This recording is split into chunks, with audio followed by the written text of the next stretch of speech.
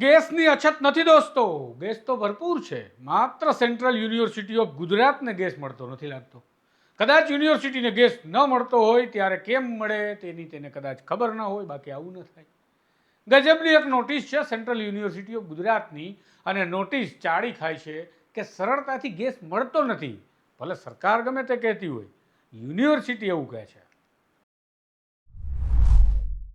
નમસ્કાર, હું છું તુષાર બસિયા, આપ જોઈ રહ્યા છો સ્વમાન. યુદ્ધની સ્થિતિના કારણે વિશ્વ આખું ઈંધણના મામલે ટલ્લે ચડી ગયું છે.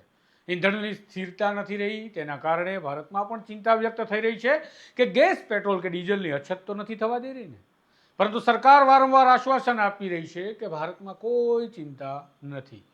છતાં મીડિયામાં દ્રશ્યો જોવા મળે કે ગેસના બાટલા માટે લાંબી લાઈનો લાગી છે કે પેટ્રોલ માટે પડાપડી થઈ ગઈ, જેના કારણે સરકારી દાવા પર લોકોનો ભરોસો નથી રહ્યો તેવો આપણને સવાલ થાય.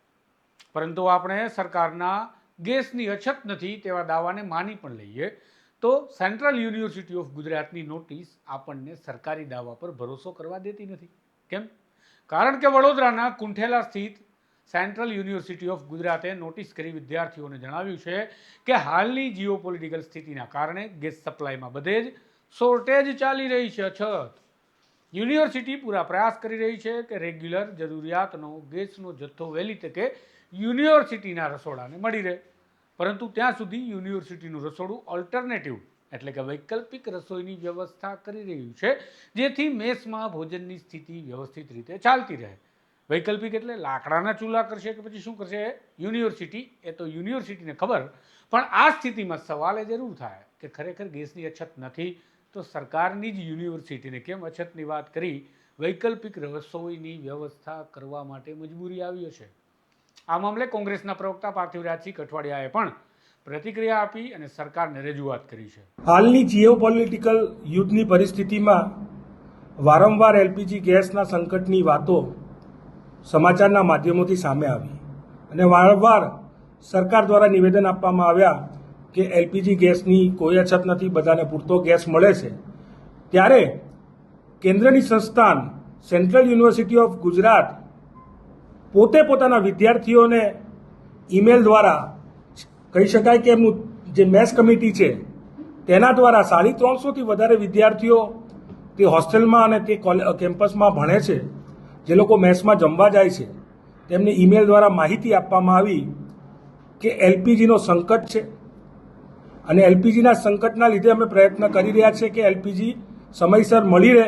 ન મળે તો વૈકલ્પિક વ્યવસ્થા કરવી, એટલે કે ગેસના ચૂલાની જગ્યાએ લાકડાના ચૂલાનો ઉપયોગ થાય તેવી પરિસ્થિતિ વડોદરા સ્થિત કેન્દ્રીય યુનિવર્સિટીમાં ઊભી થઈ છે. સાથે સાથે યુનિવર્સિટી દ્વારા વિદ્યાર્થીઓને ઈમેલમાં એ પણ માહિતી આપવામાં આવે કે તમારું જે મેનુ છે એને કર્ટેલ એટલે કે બદલવામાં આવશે, એટલે કે રોજનું જે ભાણું છે એ ભાણામાં પરિવર્તન કરવામાં આવશે. આ લેટરના આગલા જ દિવસે એક દિવસે બપોરના ખાવામાંથી, ભોજનમાંથી રોટલી ગાયબ થઈ અને નાસ્તામાંથી પણ મેનુમાંથી એક બીજી વસ્તુ ગાયબ થઈ ગઈ. ત્યારે જો સંકટ આમ ને આમ ચાલશે અને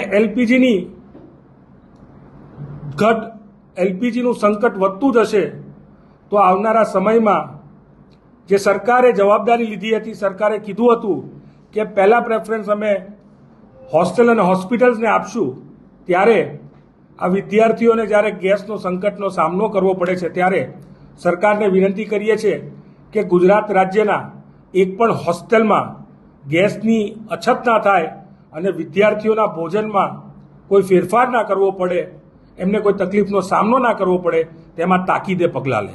તો હવે તમે જ કમેન્ટમાં લખો કે ગેસની અછત છે અને તમને મુશ્કેલી પડી રહી છે કે પછી સરકારનો દાવો સાચો છે અને ગેસની કોઈ અછત નથી.